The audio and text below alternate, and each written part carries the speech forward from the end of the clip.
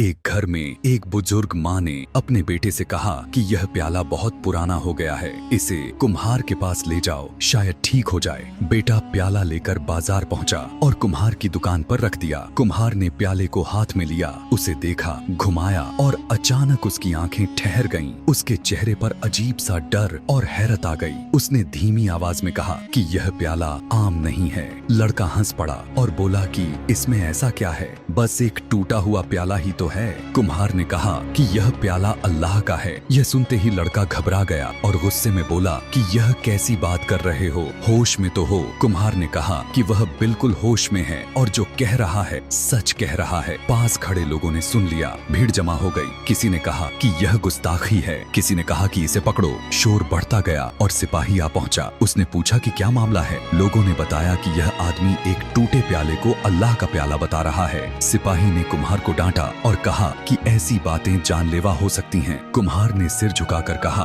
कि अगर सच कहना गुनाह है तो वह इसे भी कबूल करता है। मामला इतना बढ़ गया कि कुम्हार को दरबार में पेश किया गया। बादशाह ने उससे पूछा कि क्या वह अब भी अपनी बात पर कायम है। कुम्हार ने बिना डरे कहा कि हाँ, यह प्याला अल्लाह का ही है। दरबार में सन्नाटा छा गया। काजी ने कहा कि यह आदमी अक्ल से फिर गया है और शरीयत के खिलाफ बोल रहा है। उसी वक्त दरबार के दरवाजे खुले और एक नूरानी चेहरे वाले बुजुर्ग अंदर आए। उनकी चाल में ठहराव था और नजर में गहराई। सब खड़े हो गए। बुजुर्ग ने कुम्हार के हाथ से प्याला लिया और कुछ देर खामोशी से उसे देखते रहे। फिर उन्होंने काजी से पूछा कि क्या यह प्याला जमीन और आसमान के बाहर है। काजी खामोश हो गया। बुजुर्ग ने कहा कि अगर यह जमीन और आसमान के बीच है तो फिर यह किसका है। दरबार में बैठे लोग एक दूसरे का चेहरा देखने लगे। बुजुर्ग ने कहा कि यह आदमी न पागल है न गुस्ताख, यह इश्क में डूबा हुआ है। इसे प्याले में मिट्टी नहीं, मिट्टी बनाने वाला नजर आता है।